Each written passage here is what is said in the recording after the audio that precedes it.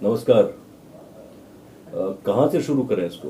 1990 से शुरू करते हैं, क्योंकि हमारा जो जनरेशन है, हम लोग 1990 के दशक के हम लोग जनरेशन से आते हैं। और उसके बाद हम लोगों ने देखा कि बिहार में क्या बदलाव आया है, किस तरह से 1990 से ये 2025 है। हमारे साथ बातचीत करेंगे रवि त्रिपाठी जी हैं।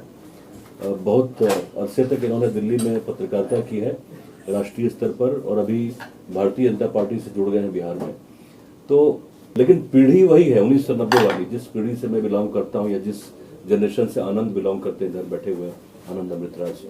तो थोड़ी चर्चा बहुत जरूरी है और लाजमी भी है कि जो मौजूदा जनरेशन है उसको बताएं कि बिहार में क्या परिवर्तन हुआ है। हम किसी राज की बात नहीं करने जा रहे हैं, हम जंगल राज की बात नहीं करने जा रहे हैं, या हम नीतीश राज की सच बात नहीं करने जा रहे हैं कि 2005 के बाद से बहुत बड़ा परिवर्तन हो गया, युगांतकारी परिवर्तन हुआ। ऐसा कुछ हम नहीं, हम अपने एक्सपीरियंस को शेयर करेंगे। पहले रवि जी का हम बहुत बहुत स्वागत करते हैं। इन्होंने बहुत बड़ा फैसला लिया है, राजनीति से जुड़ गए हैं। आपको कैसा लग रहा है? पत्रकारिता के बाद आप सियासत में आ रहे हैं, एक तरह से जनसेवा इसको हम मान सकते हैं।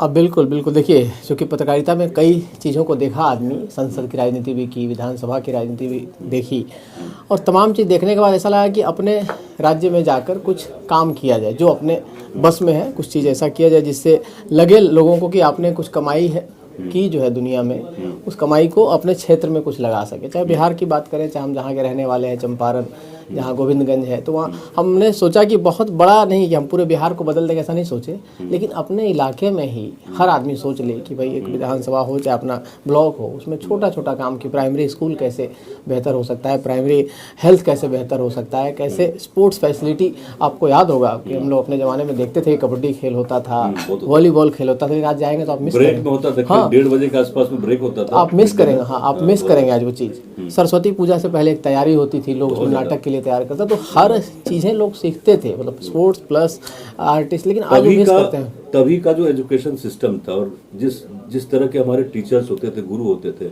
और अभी का जो टीचर्स है, आपको याद आते हैं? अपने पुराने टीचर्स याद आते हैं गांव में? हाँ, बिल्कुल बिल्कुल याद आते हैं। उनका डर भी याद आता है, उनका वो डंडा भी याद आता है। ठीक है, उस डंडे से जो पिटाई होती थी, और डंडे से पिटाई से ज़्यादा उस डर था, डंडे का। और डंडे का डर केवल पेरेंट्स स्टूडेंट्स को नहीं होता था, याद कीजिए कि पेरेंट्स को भी होता था। वो डंडा दोनों को दिखाया जाता था, कहाँ है बच्चा। तो उस वजह से एक डिसिप्लिन होता था, और लोगों को लगता था कि आपके प्रति स्नेह है। मतलब जो टीचर और जो बॉन्डिंग था ना टीचर स्टूडेंट्स को, वो बॉन्डिंग आज नहीं दिखता है, मुझे लगता है। सॉरी, आज थोड़ा सा कृत्रिम हो गया। हाँ, थोड़ा कम हो गया है, कृत्रिम हो गया। उस समय मतलब हम लोग अगर यहाँ पहुंचे, पत्रकारिता में यहाँ पहुंचे, इस मुकाम पे पहुंचे, पूरे देश भर में हमने पत्रकारिता की, यहाँ पहुंचे, तो मुझे लगता है कि हमारे गुरुओं की जो पढ़ाई थी, उन्होंने जो शिक्षा दीक्षा दी हमें, क्वालिटी एजुकेशन, और एक मिशन था। तभी की शिक्षा और अभी की शिक्षा में थोड़ा फर्क दिखता ही है। बहुत फर्क है। अगर आप गौर कीजिए तो उस समय जिला स्कूल में एडमिशन लेने के लिए क्या कंपटीशन होता था, और जिसका जिला स्कूल में एडमिशन हो गया, घर का गार्जियन ये मानता था कि उसका भविष्य उज्जवल हो गया। उसके बाद नेतरहाट था, तमाम और सारे हॉस्टल से जिसमें लोग चाहते थे एडमिशन लेना, पढ़ना।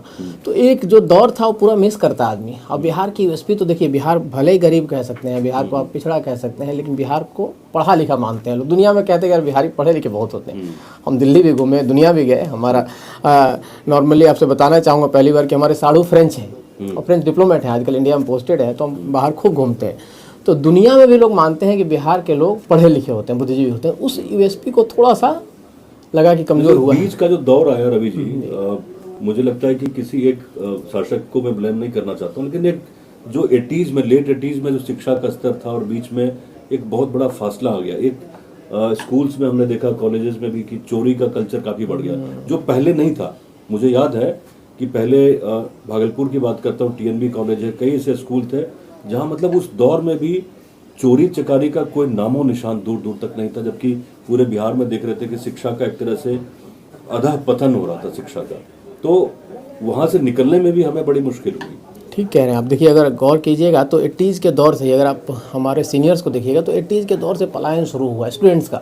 तो हमारे भैया लोग गए तो JNU चाहे गए चाहे दिल्ली यूनिवर्सिटी गए, और 90s से ये स्पीडअप हुआ।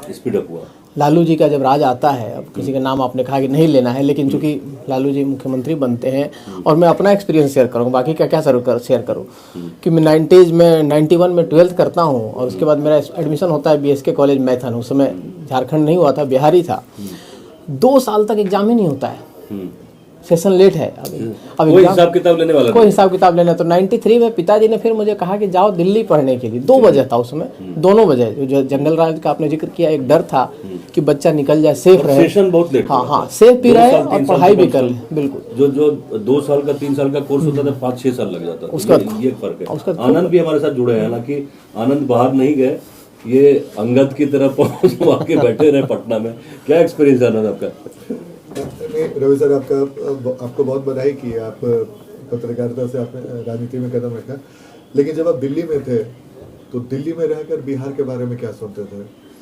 ये सवाल इसलिए भी इम्पोर्टेंट हो जाता है ना कि कई बार हम लोग बिहार में रह के बिहार के बारे में सुनते हैं, देखते हैं तो समझ में आता है। लेकिन आप जब पत्रकार थे, आप बिहार के हैं, लेकिन जब दिल्ली में रहते थे तो बिहार के बारे में आप क्या सुनते थे? बिहार के लोगों के बारे में या फिर बिहार के सरकार के बारे में लोगों का रवैया क्या दिखता था? क्या सुनते थे बिहार के बारे में? देखिए, चूंकि हम लोग तो बिहार के हैं, तो बिहार से हमारा तो जो लगाव है वो अल्टीमेट है ना जी। बिहार जैसा भी होगा हमारा है, जैसा भी है हमारा है। लेकिन लोग जब बिहारी को गाली, बिहारी गाली हो जा गया था। मतलब बिहारी शब्द कहना हमें भी चिढ़ता था। मतलब लोग कहते हैं पंजाबी से क्यों नहीं चिढ़ते हैं, पंजाबी को पंजाबी कहने पे, हरियाणवी को हरियाणवी में कोई कहता है तो चिढ़ता नहीं है। लेकिन बिहारी शब्द को गाली की तरह प्रयुक्त किया जाने लगा, हीन भावना की तरह प्रयुक्त किया जाने लगा। जबकि दिल्ली में आप आश्चर्य किए, दिल्ली पुलिस कमिश्नर निखिल कुमार थे उस समय 96-97 दिल्ली पुलिस का कमिश्नर बिहारी है। तमाम बिहार सरकार हाँ, दीपक मिश्रा थे। बिहार दिल्ली सरकार के 6 सेक्रेटरी होते हैं, 6 के 6 बिहारी थे एक दौर। तब भी मतलब ये गाली इसलिए थी कि आपका एक जो परसेप्शन बना दो। परसेप्शन बड़ा इंपॉर्टेंट चीज़ होता है, आप तो राजनीति में भी होता है और समाज में भी होता है। ये एक बार जो परसेप्शन आपका बन गया तो बन गया। आप पढ़े लिखे बहुत हैं, आप IAS हैं, IPS हैं, बिजनेस में भी तमाम लोग आगे गए होंगे बिहारी, लेकिन बावजूद एक परसेप्शन बहुत ख़राब बना था। हालांकि अब बहुत सुधरा है, बहुत बदलाव आया है उसमें कि अब लोग बिहारी गाली नहीं कहने देने लगे हैं, क्योंकि बिहार का हर तबका, मतलब आप जुडिशरी में भी देखिएगा बिहार के लोग उतने ही हैं, आपको इसमें भी हैं, राजनीति में तो हैं ही, साथ साथ इसमें एकेडमिक्स में भी खूब सारे टीचर्स। दिल्ली यूनिवर्सिटी में अब लेक्चरर आप देखिएगा 60% बिहार के लोग हैं। मुझे याद है रवि, जर्नलिज्म में लोग 60% बिहार के लोग हैं। बिल्कुल, मुझे याद है कि DTC बसों में चढ़ते थे तो ज्यादातर जो कंडक्टर होते थे वो हरियाणा के होते थे। तो कभी कभी मतलब जो लोग होते थे देख के, ए बिहारी। आपको कहानी बताता हूँ, बड़ी इंटरेस्टिंग कहानी है। सुष्मिता सेन बनी थी उसमें मिस इंडिया, और हम दयाल सिंह कॉलेज में पढ़ते थे और हम लोग को जाना था, वहाँ पे इंडियन टीम आ रही थी। तो इंडियन टीम को देखने से मिलने का मन था कि चलो चला जाए। हाँ, मिस यूनिवर्स बनी थी, पहले उस समय मिस इंडिया थी, उसके बाद उसके अगले साल बनी थी। तो हम लोग चले गए बसंत गांव में, बसंत कॉन्टिनेंटल होटल है। तो हमारा दोस्त था परिमल, उसके पिताजी भी यहीं थे, उसकी कहानी भी सुनाऊंगा। परिमल, उसके पिताजी उसके क्या कहते हैं आपको, पंजाब नेशनल बैंक के ब्रांच हेड थे। वो जानता था वहाँ के सिस्टम को, उसने देखा था अखबार में कि आज टीम आ रही है, चलो चलते हैं सब लोग। तो हम लोग जब गए, बस में चढ़े दयाल सिंह कॉलेज से और उतरे, हम लोग आज भी याद है, संगम सिनेमा हॉल RK पुरम के पास, क्योंकि वहाँ से दूसरी बस चेंज करनी थी। तो जैसे उतरे तो उतरने वाले से तो पूछा कंडक्टर ने टिकट, हम लोग बोले स्टाफ। तो स्टाफ उतरते तक उसने कुछ नहीं बोला। जैसे हम लोग उतर गए तो बोला वो बिहारी। ठीक है, तो जो आपने कहा ये हमने देखा है, जोर से बिहारी, जो बिहारी गाली देते हुए। तो उसके बाद हमने तय किया, और आश्चर्य है कि पूरा कॉलेज जो हमको बिहारी कहता था, गुजर का कॉलेज, दूसरे दिन उस बस वाले की इतनी पिटाई हम लोगों ने नेहरू स्टेडियम में की, सब लोग पूरा कॉलेज साथ आया कि कैसे बिहारी हमारे दोस्तों को बोल दिया। मतलब लेकिन मेरा अनुभव थोड़ा ये तो थोड़ा अलग था। हमारी टीम में जो लोग थे, पंजाब के भी लोग थे, मतलब दिल्ली के जो पंजाबी थे वो भी थे, हरियाणवी भी अच्छी खासी तादाद में थे। तो एक तरह से हमारा जो ग्रुप था लिखाई पढ़ाई वाला, जब उनको लगा कि ये लोग सीरियस प्लेयर हैं, है ना, लिखाई पढ़ाई में काफ़ी सीरियस रहते हैं और पढ़ते हैं, 14-15 घंटे की पढ़ाई करते हैं, फिजिकल में भी आगे निकल जाते हैं, तब थोड़ा सा रेस्पेक्ट हुआ। मुझे शुरू में जो भाव वहाँ मिला ना, मतलब हम 94 में वहाँ गए थे, उसके बाद से थोड़ा सा परसेप्शन लोगों का चेंज हुआ कि बिहार से जो बच्चे आए सिविल सर्विसेज की तैयारी कर रहे हैं, दिल्ली पुलिस की तैयारी कर रहे हैं, या जर्नलिज्म में हैं, टॉपर होने लगे ना। हाँ, टॉपर होने लगे, पता चला कि टॉपर और जो हरियाणा के बच्चे थे वो बेचारे उतने मतलब ग्रामीण बैकग्राउंड से वो भी आते थे, लेकिन रेस्पेक्ट बढ़ा। और एक बदलाव वहाँ दिखा लोगों के परसेप्शन में, जो लेट 90s में आने लगा था बिहार को लेके। हालांकि पूरे दिल्ली की बात करें तो उस तरह की बात नहीं थी, लेकिन हम लोगों के लेके जो एक परसेप्शन था ना, ये लोग बिहार से आए हैं, पहले तो हमें ये नहीं पता था किस तरह का पैंट पहनना है ना, जो ट्राउजर हम बोलते हैं, बिल्कुल, बिल्कुल। किस तरह का पहनना, किसी तरह का पहन के लोग ड्रेसिंग निकल जाते थे। एक बहुत इंटरेस्टिंग ये है कि अब जैसे मान लीजिए बिहार के बारे में हम लोग चर्चा कर रहे हैं, लेकिन ये भी दिलचस्प है कि 90 के दौर से लेकर अगर आप 2020-25 तक का देखिएगा तो बिहार ने 4 ऐसे लीडर दिए, रामविलास पासवान हो, लालू यादव हो, नीतीश कुमार हो, यहाँ तक कि सुशील मोदी। जब कोई बात बोलते थे तो राष्ट्रीय स्तर पे इनकी बातों को महत्व दिया जाता था। बावजूद इसके बिहार की स्थिति ऐसे भी जिसके बारे में आप चर्चा बार बार आप लोग कर रहे हैं, ये आपको नहीं लगता है कि थोड़ा चौंकाता है कि भाई जब राष्ट्रीय स्तर पे आपके पास इतने महत्वपूर्ण लीडर हुए जिनकी बातों को जल्दी कोई खारिज नहीं करता था, बावजूद इसके ऐसी परिस्थिति? नहीं, आपसे थोड़ा सा डिफर करता हूँ कि लालू जी नेता बड़े थे, लेकिन लालू जी की बात को मजाक में लिया जाता था। तो Lalu ji never a serious player माने गए, लीडर माने गए। अच्छी बात कहते थे, लोग हंसते थे, उसमें खुश होते थे, बोला भाई ह्यूमर तो है, भाई ह्यूमरस नेता तो है, इसमें कोई दो राय नहीं है पार्लियामेंट में। बट उस बात को सीरियस कोई नहीं लेता था। हमेशा से लालू जी एक मजाक के पात्र बन गए। और लालू आलू सब जगह होता, लालू जी का जो अंदाज होता था उससे मतलब लालू बिहार को लोगों ने सीरियस नहीं माना। लालू अच्छा लीडर है, समाज को उत्थान के लिए काम कर रहे, ठीक था। नीतीश जी ने उसको चेंज किया। नीतीश जी वाकई सीरियस लीडर थे। 90s के दौर में आ चुके, आपने पार्लियामेंट भी कवर किया रही हुई। डिबेट हम देखते हैं, नीतीश कुमार का डिबेट देखते हैं। कुछ दिनों पहले मैं सुशील मोदी जी का डिबेट देख रहा था, काफी सीरियस इशू पे उनकी बहस हो रही थी। लालू प्रसाद यादव संसद में बैठे थे, उनकी बहस हो रही थी। तो नीतीश और सुशील मोदी इस तरह के लीडर्स थे जो मुद्दों की बात करते थे संसद के अंदर। रामविलास पासवान ने भी काफी किया। इवन रघुवंश बाबू भी, मतलब बिहार को लेके काफी मतलब सीरियस रहते थे। वही लालू जी के डिबेट कौन देखते थे पूरे देश भर में, मतलब जब हम दिल्ली में भी होते थे तो लोग आइडेंटिफाई करते हैं कि सारे लोग हो सकता है कि लालू जी की तरह ही बोलते हों, मतलब जो बोलने का जो उनका एक अंदाज था, लहजा तो था, तो सबको लगता था कि सारे लोग बिहार में ऐसे ही होंगे और सारे लोग इसी तरह से बातचीत करते होंगे। मैंने कहा ना परसेप्शन वाली बात, परसेप्शन तो परसेप्शन लालू का बना, नीतीश का नहीं बन पाया। 2005 तक जो हम लोग जब जॉब में आ गए, काम करने लगे, और बड़ी अच्छी चीज़ थी कि 2005 हमने तो सब दौर को देखा है। मतलब जब लालू आए हैं, उसके बाद जंगल राज वाली बात आती है, उसके बाद हम लोग को छुट्टियों में घर नहीं भेजा जाता था। आप याद कीजिएगा, गार्जियन कहते थे कि तुम वहीं रहो क्योंकि सेफ हो वहाँ पर। यहाँ आओगे तो क्राइम का रेट जो बढ़ रहा था, जिस तरह से आप यूनिवर्सिटी, आपको याद होगा कि जिस तरह से मुजफ्फरपुर यूनिवर्सिटी में जो गोलीबारी हुई थी, AK-47 चला था, तो गार्जियन इतने डर गए थे कि आने देना नहीं चाहते थे आपको। मतलब बिहार में आप, हमारे गार्जियन कहते थे छुट्टी है वहीं मना लो, क्या दिक्कत है, 1.5-2 में, जब 8 महीना 9 महीना रह ले तो 2.5 महीना वहीं रह लोगे। तो बहुत सारी चीज़ें थी जिसको बदलते हुए हमने देखा। चूँकि 91 में लालू आते हैं, फिर जंगल राज आता है, फिर बदलाव सिस्टम शुरू होता है। 2005 का वो चुनाव भी मुझे याद है जिसमें 2.5 महीने हम लोग रहे। और मैं एक चीज़ कोट करना चाहूँगा कि मैं जब घूमता था, लोगों से बात करता था, जिसमें राष्ट्रपति शासन लागू हुआ, तो लोगों से मैंने पूछा कि क्या चाहते हैं, तो बड़ा इंपॉर्टेंट था, दलित आदमी था, बोला कब तक जातीय पर चुनाव होता ही। अच्छा, तो जाति पर कब तक चुनाव होगा, ये फीलिंग आ गया था। सिवान में शहाबुद्दीन को लेकर आवाज़ उठनी शुरू हो गई थी। तो लोगों को लगा, लोग उठे, हम लोग का एक रोल है, पत्रकारों का भी रोल होता है लोगों को जगाने में, पूछने में, बट लोगों को लगा कि ये चेंज करना पड़ेगा। इस वजह से बदलाव आया। ये इसी पे सवाल, हम लोगों ने कई बार इंटरव्यू लिया है सर, कई लोग, चूंकि अभी आप नेता हो गए, पत्रकार से हटकर आप नेता हो गए, ये बदलाव शब्द बहुत इंटरेस्टिंग हमको लगता है। हर कोई जब किसी प्रोफेसर भी छोड़ के जब राजनीति में आने के लिए जब अपने पैर बढ़ाता है, कहता है मैं बदलाव करने आया हूँ। ये बदलाव का मतलब क्या है रवि त्रिपाठी जी के लिए? बदलाव का मतलब क्या है? क्या बदलाव आप करने वाले हैं? क्या सोच कर बदलाव के लिए आप पहुंचे यहाँ पे? मैंने कहा ना कि बेसिक चीज़ बदलाव ये है कि अभी भी आप देख रहे हैं कि लालू जी का राज भी देखा, नीतीश जी का भी राज देखा, सब लोगों ने देखा, हम लोग सबसे इन्वॉल्व हैं। अब आप कहेंगे NDA से हम जुड़ गए हैं तो उनको हम प्रोटेक्ट करें, लेकिन प्रोटेक्ट करने वाली बात नहीं। आज भी अगर आप एम्स जाते हैं और बिहार के लोगों की जो हालत देखते हैं, लगता है यार कि बिहार में इसका मतलब हॉस्पिटल है ही नहीं बेसिक चीज़ के लिए। एक बार किसी डॉक्टर के पास हम लोग बैठे थे, और कोट नहीं करना चाहूँगा, यहाँ अभी बड़े अधिकारी हैं, उनकी पत्नी थी हमारे साथ, तो दूसरा आदमी लाइन में जो आया उसको सिंपल बुखार था लंबे समय से, वो भी चलाया वहाँ दिखाने के लिए। तो बोला यार ये अगर तुम यही करने आओगे तो एम्स रेफरल हॉस्पिटल नहीं है, ये रिसर्च हॉस्पिटल है। मतलब आपके पास बेसिक इम्यूनिटी मतलब सुविधा देने के लिए भी चीज़ नहीं थी, जिस वजह से लोग जाते थे। और आज भी जाते हैं लोग, आज भी लोगों को विश्वास पटना के एम्स पर नहीं है। आप हमारे गांव के लोगों को बोलिए पटना में जाना, बोले नहीं हम दिल्ली एम्स में करा दो भर्ती। तो विश्वास आज भी हॉस्पिटल हुआ है, ऐसा नहीं सुधार नहीं हुआ है। चीज़ें बदली हैं, सड़क हुआ है, बिजली हुआ जिसकी बात आप कर रहे थे, बहुत सारी सुविधाएं हो, लेकिन एक भरोसा जो होना कि अभी भी बिहार उस स्तर पे आया है, उसके लिए मैं आया हूँ कि अगर गांव जाएं तो गांव का जो प्राइमरी हॉस्पिटल होता है उसमें बेसिक चीज़ें मिल जाए लोगों को। तो घर में कोई मना किया कि नहीं राजनीति में नहीं आना है?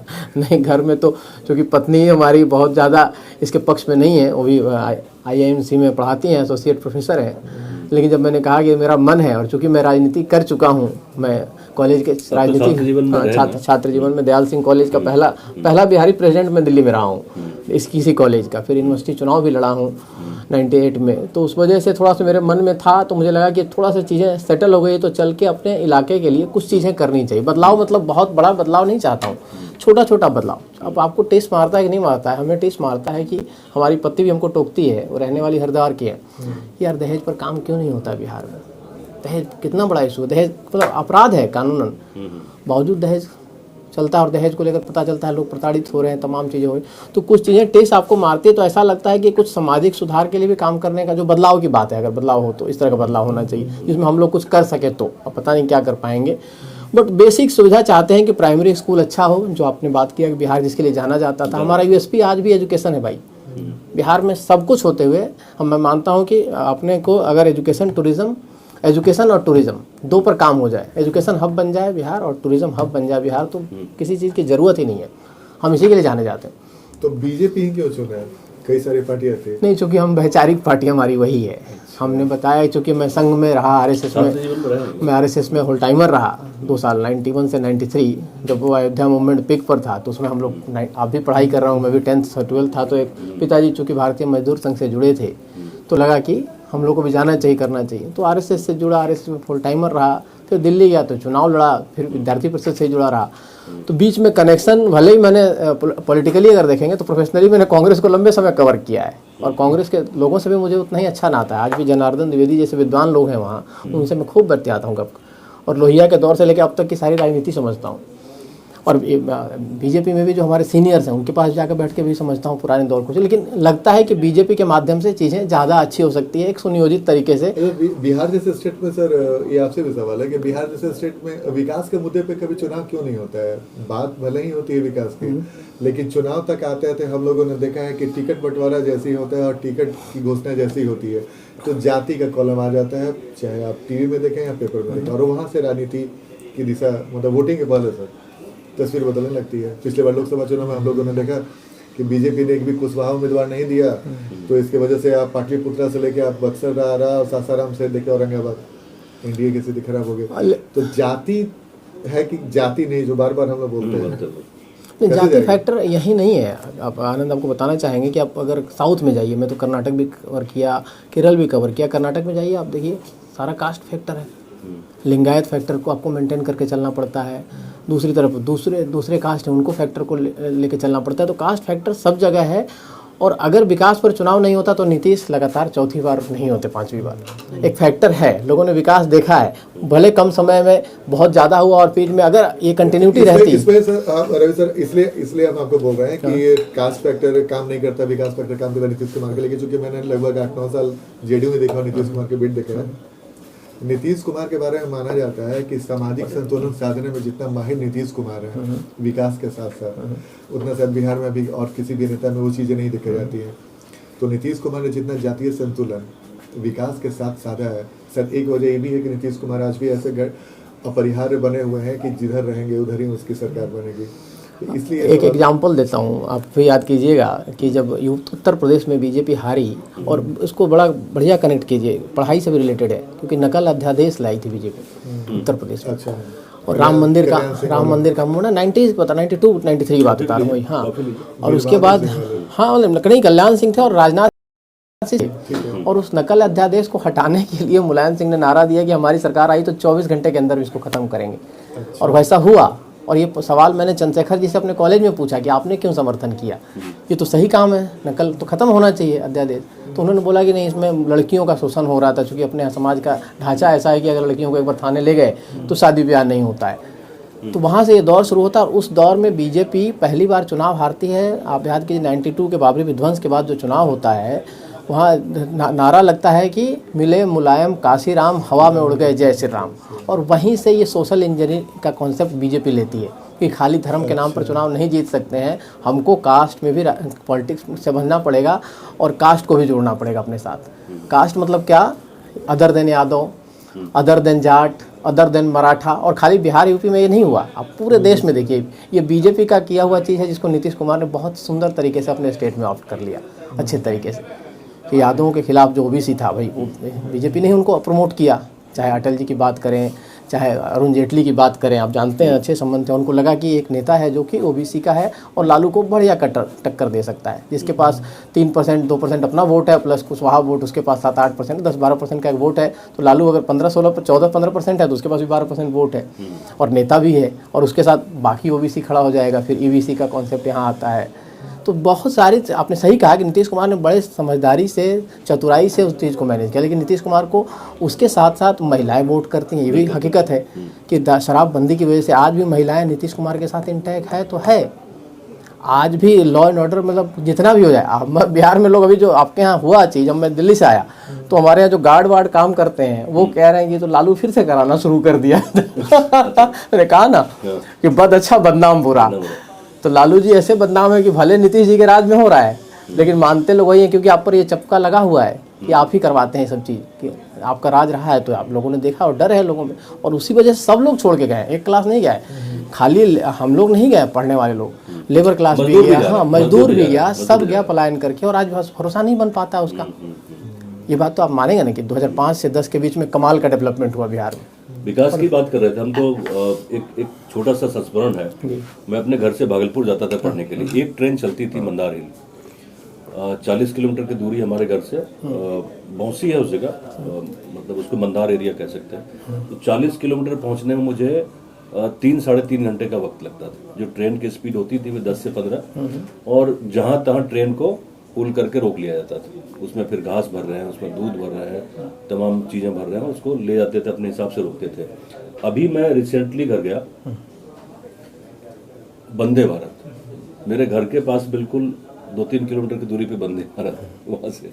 अब तो भागलपुर से लेके हावड़ा वो चल रही है, 1 घंटा लगा होगा, 1 घंटा मुश्किल से 20 मिनट। एक वो बदलाव मैं देख रहा हूँ। यहाँ से ड्राइव करके हम लोग जाते थे पहले, आनंद के साथ भी कई बार हम लोग गए। यहाँ से बेगूसराय या कहीं जाना हो तो जनरली हमें लगता था कि आधा दिन तो बाढ़ मोकामा में निकल जाएगा। ये 3-4 साल पहले की बात कर रहा हूँ, इवन गया जी की बात कर रहा हूँ। हम लोग जहानाबाद गए थे एक स्टोरी करने, एक गाँव में, तो हमें 70 किलोमीटर जाने में 3.5 घंटे लगे। ये 4 साल पहले की बात बता रहा हूँ। और अभी जब मैं गया, अभी एक साथी के साथ में गया ड्राइव करके, यहाँ से देखना था उनको कि किस तरह का बना है।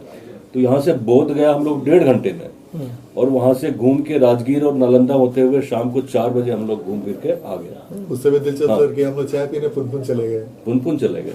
मतलब चाय पीने के लिए हम लोग 25 किलोमीटर गाड़ी चला सकते हैं। सड़क पर इंटरेस्टिंग कहानी है। आप अगर कभी गए हो हमारे इलाके में, तो अरे राज से जब आप सिवान वाले रास्ते में बढ़ेंगे तो थोड़ा सा जलेबिया रोड है। तो सड़क इतनी खराब होती थी कि जब हम लोग बस में चलते थे तो हा मतलब क्या होता था कि एक आदमी नीचे गिर चुका होगा, ठीक है, तो रोका जाता था ड्राइवर, रुकिए ड्राइवर, तो एक आदमी नीचे गिर गया, क्योंकि छत पर बैठने का कॉन्सेप्ट था। तो गिरे हैं, फिर उनको उठाइए, हो सकता है पैर और मुचका हो कुछ हो, फिर बैठाइए, फिर चला जाए। और आज जो सड़कें अच्छी हैं, सड़कों पे काम तो हुआ, मतलब चूंकि मैं तो गवाह इसलिए हूँ, बाहर से आता जाता रहा सड़क पे और इंडस्ट्री में, मतलब कारखानों पे। कहे कि 2 एग्जांपल मुझे ध्यान है कि जब मैं 2005 के बाद पहली बार 2008 फ्लड कवर करने आया था, कोसी फ्लड, तो जब इधर से मैं जा रहा था सहरसा, क्या शानदार सड़क थी, लगा कि वाकई मतलब बिहार में जन्नत में हम आ गए, मतलब वो बिहार, वही बिहार है, अलग बिहार है। और जब ट्रेन से हम आ रहे थे, मान लीजिए हम सब क्रांति से आते हैं मोतिहारी, तो आपको सबसे स्टेशन सुगौली के जस्ट बगल में चीनी मिल दिखता है। उसी चीनी मिल की मैं स्टोरी मैंने की थी, उसकी आपको यहाँ का सकरी चीनी मिल जो है अपना, वहाँ वाला, मैं और पुण्य प्रसन्न वाजपेयी जी उस समय, तो दोनों एक ही समय स्टोरी करने गए। तो हम लोग सामने लोहा काट के ले जा रहे थे उसी जगह का। और जब आया तो दूसरी बार देखा, 7-8 के आसपास में वो कलरफुल इतना बढ़िया ब्लू कलर का बना और चीनी मिल चालू था। तो ये बदलाव दिखा था। और लेकिन वही कंटिन्यूटी रहती, अगर जिस तो एनडीए से नीतीश जी गए, जिस वजह से गए, फिर आए गए। अगर ये कंटिन्यूटी रहता तो आज हमको लगता है बिहार अभी भी कई पैमाने में, हमारे दोस्त हैं आईपीएस लोग और कहते हैं कि आप राजस्थान से मिला के देख लो, आज भी कई पैमानों में हम भागे हैं, हम अपने आप को मार्केटिंग नहीं कर पाते। ये भी एक है कि बिहारी जो हम लोग का मन है वो मार्केटिंग करने का नहीं है, एक डर कहीं रहता हाँ, है, डर एक डर कहीं रहता है। ये पिछले कुछ दिनों में जो खबरें छपी है बाहर में, एक तो दोस्त ने मुझे फोन करके हड़काया मुझे कि यार इस तरह की निगेटिव खबरें चल रही हैं, किसी ने बिल्ली का वो बना लिया, बिल्ली वाला आईडी बना लिया, कोई कुत्ते के नाम से बना लिया, तो बिहार की छवि खराब होती है। तो हमने समझाया कि देखो जो लोग इसके पीछे हैं, अगर खबर आप नहीं करेंगे तो वो पकड़े नहीं जाएंगे। पकड़ा जाना, जो दोषी है उसका पकड़ा जाना बहुत जरूरी है। ऐसे लोग आइडेंटिफाई होने चाहिए कि जानबूझ के शरारत कौन कर रहा है, बिहार की छवि बिगाड़ने की कौन कोशिश कर रहा है, तो ऐसे लोग पकड़े जाए। तो जहाँ तक संभव है मीडिया की भूमिका तो यही हम मानते हैं कि भाई जो लोग इसके पीछे हैं उसको हाँ, बिल्कुल। उसको पकड़वाओ कि कौन लोग इसमें लगे हुए हैं। तो ये चर्चा रहती है। लेकिन अभी बिहार की छवि की मार्केटिंग की बात कर रहे थे, आप भी बात कर रहे थे आनंद भी, तो क्या लगता है कि राइट टाइम है, this is the right time for Bihar? क्योंकि हमारा जो ढांचागत सुधार जितना होना चाहिए, बिजली भी सफिशिएंट है हमारे पास में, है ना, सड़कें आपकी बन गई हैं, ट्रेन तो 7-8 कम से कम आपके यहाँ, वंदे भारत की कनेक्टिविटी पूरे बिहार भर में है, ट्रेनें चल रही हैं, सब कुछ है। कोई दिक्कत मुझे कहीं से बिहार में दिख नहीं रहा है कि यहाँ बिहार में अगली सरकार जिसकी भी आए इंडस्ट्री नहीं लगनी चाहिए या निवेश ना आए, इसका मुझे कोई कारण नहीं दिख रहा है। उसमें सर इंटरेस्टिंग, बहुत इंटरेस्टिंग है ना कि बिहार को लैंडलॉक स्टेट बोला जाता है। अभी तक भी हम सुने कि इसी वजह से सर बड़े बड़े निवेश नहीं आ पाए। लेकिन इंटरेस्टिंग है ना कि जितना कनेक्टिविटी अभी बिहार में हुआ, आपको यहाँ पे ड्राई पोर्ट भी बन गया बेटा के पास, आपके पास इतना ट्रेन हो गया और सड़कें ऐसी हो गई हैं कि अगर आपको बिहार में इंटर करते हो और बिहार से बाहर जाना है तो वो भी बहुत कम समय लगता है। बावजूद इसके आपको लगता है कि लैंडलॉक स्टेट होने के बावजूद बिहार जैसे स्टेट को, जहाँ पे बिहार जैसा स्टेट है वहाँ पे निवेश नहीं है, अब आपको लगता है कि ऐसा कोई वजह आपको दिखता है कि अभी नहीं आ रहा है? अगर इतना बड़े पैमाने मतलब बड़े पैमाने पर निवेश, तो कुछ और समस्या है इसके पीछे कि सिर्फ यही समस्या है कि माइंडसेट लोगों का, मतलब जो नेशनल लेवल पे बनाया गया माइंडसेट भी है और अभी भी डर है। लॉ एंड ऑर्डर, हाँ, लॉ एंड ऑर्डर को लेकर डर क्या है कि देखिए अभी विपक्ष में तो है मजबूती से जो दल है जिसको लेकर डर रहता है, और आज भी बालू माफिया सक्रिय हैं, भी आप जानते हैं कई जगह चीज़ें हैं, चाहे कई सारे लोग माफिया हैं, लेकिन इस बीच में काम करने वाले काम किए। मुझे दौर है याद, शहनवाज हुसैन जब मंत्री बने तो हम लोग उनके साथ बैठे थे, हम लोग अच्छे मित्र हैं, हम लोग उनके साथ बैठते हैं, तो जब बने तो उन्होंने बोला रवि जी यार कमाल है, इंडस्ट्री मिनिस्टर क्या होता है बिहार में। तो हमने बोला सर ऐसा मंत्रालय है जहाँ 0 से आपको 1 मार्क्स लाना है, 1 मार्क्स पे आपका अचीवमेंट होगा। और उन्होंने ईमानदारी से काम किया, मुझे लगा, हम लोगों ने उनकी तारीफ की, उन्होंने मेहनत की, और ऐसा आदमी चाहिए जो अपने बिहार का जो परसेप्शन उसको तोड़े कि हम कर सकते हैं, हो सकता है, सब कुछ हो सकता है भाई सब, क्या नहीं है। मैं कहा ना कि एजुकेशन में जो हमारे लोग पढ़ने वाले भी लक्ष्मीनगर में बिहारी हैं और पढ़ाने वाले भी बिहारी हैं, नागपुर में पढ़ने वाले भी बिहारी हैं, पढ़ाने वाले भी बिहारी हैं, कोटा में पढ़ने वाले भी, हाँ बहुत चेंज हो गया बिहार का परसेप्शन अब चेंज अब लाना है सबको, जैसे मतलब बिहारी बोल के हम लोग ना निवेश नहीं है अब, ये कोई समस्या को नहीं लगती। अब सरकार को लगना पड़ेगा, एक एक आदमी को, मंत्री जैसे होते हैं ना फुटबॉल में कहते हैं एक एक प्लेयर पर काम कीजिए, वैसे ही एक एक सेक्टर पे काम करना पड़ेगा। एक आदमी को लगता है कि भाई इंडस्ट्री पर एक आदमी लगे और जम के मेहनत करे, ईमानदारी से मेहनत करना पड़ेगा कि आपको स्टेट को आगे ले जाना है। सबके मन में एक कसक होना चाहिए कि भाई हमको अब बिहार को ये नहीं बताना है। तस्वीर देखने लगे सर एग्रो बेस्ड इंडस्ट्री की चर्चा जो बार बार होता है, मखाना, और अगर आप दूसरे इलाके के लोगों को देखें, खासकर सीमांचल और जो मिथिलांचल का इलाका है, नहीं आप पैरामीटर देखिए ना, मैं कह रहा हूँ अभी भी राजस्थान के कई पैरामीटर से आप आगे हैं, लेकिन हम अब मार्केटिंग नहीं कर पाते। नहीं, राजस्थान के पास क्या टूरिज्म है पूरे स्टेट में, हमारे पास भी है, काफी सारे शहर है भाई साहब। आप देखिए आज की डेट में हमने उसको डेवलप नहीं किया। वाल्मीकि नगर वाला जो इलाका है जहाँ का मैं रहने वाला हूँ, उसमें क्या नहीं है, मतलब हर चीज़ है, धर्म भी है, आपका प्राचीन वो भी इतिहास भी है, जहाँ गांधी ने वो किया, अशोक भी है, पूरा मतलब तो बुद्धिज्म भी है, और ये जो जानकी सर्किट बिल्कुल जो जानकी मंदिर हो रहा है, बुद्धिज्म है, सिखिज्म है, जानकी मतलब राम सर्किट है, हिंदुइज्म है। उसके अलावा आपके पास तमाम चीज़ बेचने को है, जो कि जंगल इतना शानदार है, अशोक का इतना बड़ा आपके पास लेगेसी है, मतलब द ग्रेट कोई हुआ है हिंदुस्तान में आज की जो हम लोग जानते हैं तो अशोक ही हुए ना। अशोक को हम बेचते हैं, लोग शिवाजी को पूरे मराठी बेच लेते हैं, हम लोग अशोक को नहीं बेच पाते। अशोक में क्या नहीं था, चंद्रगुप्त में क्या नहीं था, चाणक्य जैसा विद्वान आदमी आज तक नहीं हुआ। उसको पॉलिटिकल थॉट हम पढ़ते हैं लेकिन हम बेच नहीं पाते हैं। पॉलिटिकल साइंस में 1-1.5 पन्ने में उनको सिमटा दिया गया है। तो चाणक्य की बात ही कोई नहीं करता है जगह पर। जिस चाणक्य की बात मतलब कहा जाता है कि वो चाणक्य हैं, वो चाणक्य राजनीति के चाणक्य, और जिस जगह के चाणक्य हैं उस चाणक्य को हम लोग भूल जाते हैं। भाई चाणक्य चंद्रगुप्त का कॉम्बिनेशन सोचिए कितना बढ़िया है, फॉरवर्ड और बैकवर्ड का कॉम्बिनेशन सोचिए, और आज नहीं, आप सालों साल पहले सोचिए कि उस आदमी ने किस समय कल्पना की और कल्पना करके उसको लागू किया। उसी समय नेशनलिज्म को भी लेकर आता है, जो आज सोचते हैं लोग, उस समय में नेशनलिज्म का कॉन्सेप्ट आता है। तो मुझे लगता है कि जो भी पार्टी इस चुनाव के बाद, आगामी चुनाव के बाद सत्ता में आती है, तो बिहार एक टेक ऑफ करने के स्टेज में है।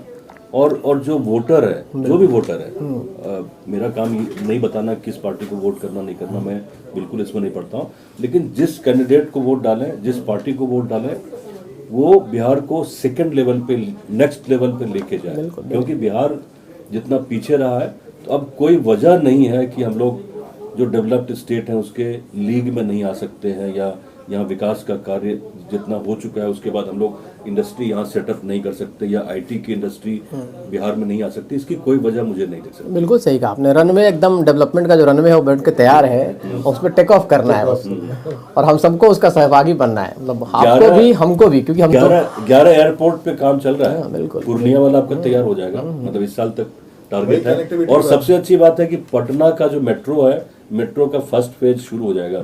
हमने सोचा नहीं था, दिल्ली जब हम लोग गए थे तो वहां देखे किस तरह से काम हुआ। दिल्ली के बाद तो अब छोटे छोटे शहरों में, अहमदाबाद आप चले जाइए, जयपुर आप चले जाइए, इवन कानपुर आप चले जाइए, लखनऊ आप चले जाइए, कितने शहरों में बनकर तैयार हो गया। अच्छी बात क्या है कि सबको बनाने वाले बिहार के लोग हैं, बिहार के, और वो आज की डेट में स्किल्ड हो गए हैं, स्किल्ड हो गए। वो चाहेंगे कि अपने स्टेट में आकर वो काम करें। ध्यान रखिएगा, हर के मन में इच्छा है, बस आपको प्लेटफॉर्म देना है। मैं वही, मेरी बात है कि बदलाव यही है कि आपके लोग वहाँ तैयार हैं, आना चाहते हैं, उनको बुलाना है। आपको इंडस्ट्री खड़ा कीजिए, उनको बुलाइए, और सब स्किल्ड लोग हैं, सारे स्किल्ड लोग, मैक्सिमम 80% जो बिहार के लोग होंगे स्किल्ड होंगे। जो बड़े बड़े इंडस्ट्री को खड़ा करते हैं, बड़े बड़े कारखाने चलाते हैं, सारे बिहार के लोग हैं।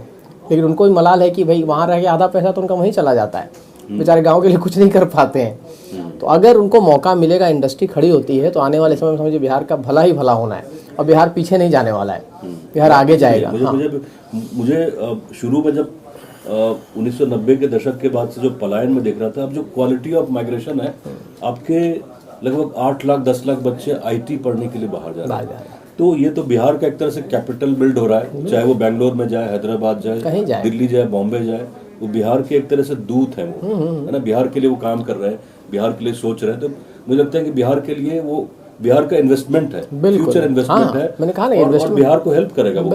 बिल्कुल स्टूडेंट्स भी काम आएंगे, आपके लेबर क्लास जो है वो भी काम भी आएगा, और जो इंटेलेक्चुअल्स हैं, जो आईएएस रिटायर्ड है, उनके मन में भी कसक है, ध्यान रखिए, वो भी चाहते हैं यहाँ आकर काम करें, वैसा माहौल मिल जाए। मैं एक बड़ा अफसोस है, जिस परिमल अपने दोस्त की चर्चा की मैंने शुरुआत में की, जहाँ गए थे हम लोग को बिहारी गाली दिया, तो उसके पिताजी पार्लियामेंट स्ट्रीट वाले ब्रांच के चीफ मैनेजर थे, और उनकी बड़ी इच्छा हुई कि मैं घर आके रहूँ इसी पटना में, कंकड़ बाग में, कायस्थ फैमिली से थे, आकर यहाँ रहे, और दूसरे महीने में उनका मर्डर हो गया। मुझे आज भी याद है, ये 2001 की बात कह रहा हूँ, और हम लोग सब आए थे, और उस पूरे परिवार ने इस जगह को छोड़ दिया, सब जमीन बेच के चले गए। वैसे पटना से भी जिस इलाके में मैं रह रहा हूँ, ये किदवईपुरी है, हमारे एक दोस्त दिल्ली में सेटल्ड हो गए, तो यही के रहने वाले थे। मैंने पूछा कि वहाँ क्यों बेच दिया, तो उनके घर पे किसी एक नेता जो रूलिंग पार्टी थे, उन्होंने कब्जा कर लिया, तो he had to leave Patna, मतलब फॉरएवर। अब मैं बुलाता हूँ यार पटना आ जाओ, कभी मैं तो रह रहा हूँ पटना में, आ जाओ,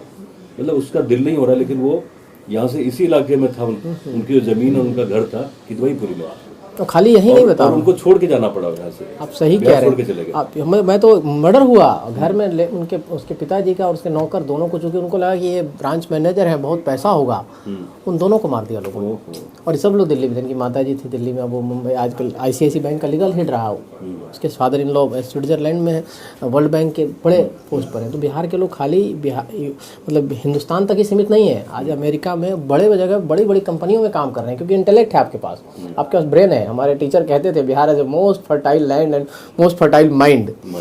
पॉलिटिकल साइंस के हमारे प्रोफेसर थे, प्रोफेसर सुब्रत मुखर्जी, फिर भी बिहार पीछे क्यों है रवि, पूछते थे, तो उस समय हम जवाब नहीं दे पाते थे, लेकिन अब तो जवाब है।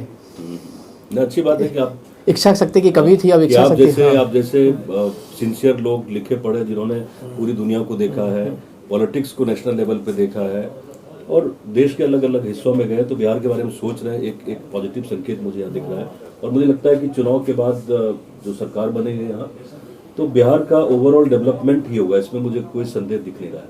मुझे लगता है कि इस तरह की चर्चा हमें हाँ, बीच बीच बिल्कुल। में करनी चाहिए और इसको मैं चर्चा ही मानता हूँ। ये कोई राजनीतिक चर्चा नहीं है, ये तो अनुभव को हम साझा कर रहे हैं और खुले दिल से कर रहे हैं, है ना। आप लोगों की जो प्रतिक्रिया है, जो रिएक्ट आप करना चाहें इस पे, तो निश्चित तौर पे लिखिएगा। बहुत बहुत धन्यवाद।